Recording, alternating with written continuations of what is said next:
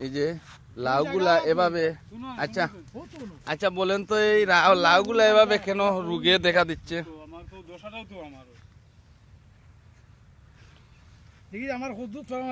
কদু একটা এমনি লাউর রোগটা একরকম কেন হলো? এই কোম্পানিগঞ্জে অনেক কৃষি অফিসার আছে, তাদের মাঝে একজন আমাদের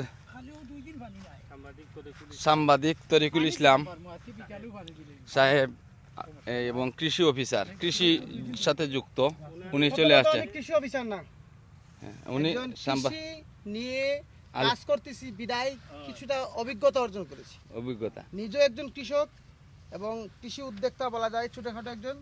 এবং কোম্পানিগঞ্জের সাধারণ বেকার যুবকদেরকে আমি এই কৃষি পেশায় উদ্বুদ্ধ করতে প্রাণপণ চেষ্টা করে যাচ্ছি। এখন কথা হচ্ছে এই যে লাউ গাছের যে সমস্যাটা, এখানে আপনার পাতার কিনারগুলো পড়ে যাচ্ছে, এখানে মেলিডিটিউর প্রবলেম আছে, এখানে পাতা পোড়ার সমস্যা আছে। এই সমস্যাগুলা আমি যতটুকু জেনেছি যে 2-3 দিন আগেও নাকি পাতাগুলো সবুজ ছিল, এখন পাতাগুলো লাল হয়ে গেছে, ফ্যাকাশে ধারণ করেছে এবং আস্তে আস্তে পাতার কিনারগুলো পুড়ে গাছগুলো একেবারে বয়স্কর মতো হয়ে যাচ্ছে। এখনো লাউ ধরে না। এই সমস্যাটার জন্য সমস্যার সমাধান হচ্ছে আপনার কপার অক্সিক্লোরাইড গ্রুপের যে কোনো কোম্পানির কপার অক্সিক্লোরাইড গ্রুপের একটা প্রোডাক্ট সাথে আপনার কেব্রিটফ, দুইটা প্রোডাক্ট একসাথে প্রয়োগ করার পর গাছের মধ্যে যে পাতার যেটা লালচে একটা ভাব, সেই ভাবটা কেটে যাবে এবং গাছগুলো আবার তরতাজা হয়ে যাবে। এবং আরেকটা সমস্যা হচ্ছে এখানে পানিরও কিছু সংকট রয়েছে। লাউ গাছে পানির প্রয়োজন পড়ে, পানি ছাড়া লাউ গাছের সবুজতা ধরে রাখতে পারে না।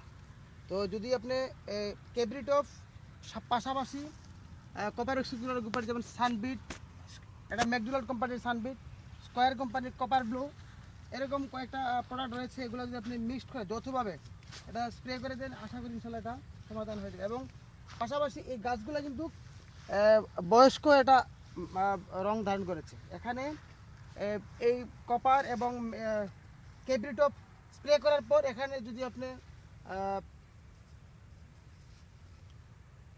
ম্যাগনেসিয়াম স্প্রে করেন, প্রতি লিটার পানিতে 2 গ্রাম ম্যাগনেসিয়াম স্প্রে করেন গাছের গোড়ায়, সরাসরি মাটিতে স্প্রে করেন, তাহলে গাছগুলো আবারও একেবারে তরতাজা, একেবারে শিশু বাচ্চার মতো তুলতুলে হয়ে যাবে।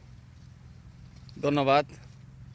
সাংবাদিক তরিকুল ভাইয়ের সাথে আলাপ করে অনেক সুপরামর্শ নিলাম।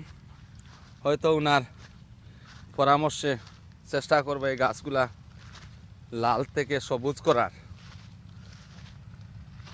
এই যে গাছগুলা জ্বলে যাচ্ছে, তার কারণে ওনাকে আনার এবং সুপরামর্শ নেওয়ার জন্য একজন সুব্যক্তির দরকার। তাই ওনার সাথে এই যে বোঝা যাচ্ছে যে এগুলাতে অনেকগুলো লাউ বিক্রি করে দেওয়া হচ্ছে, কিন্তু একটিও বিক্রি করা হয়নি, এখনো লাউ ধরা শুরু করেছে, কিন্তু তারপরে গাছগুলা লাল হয়ে যাচ্ছে।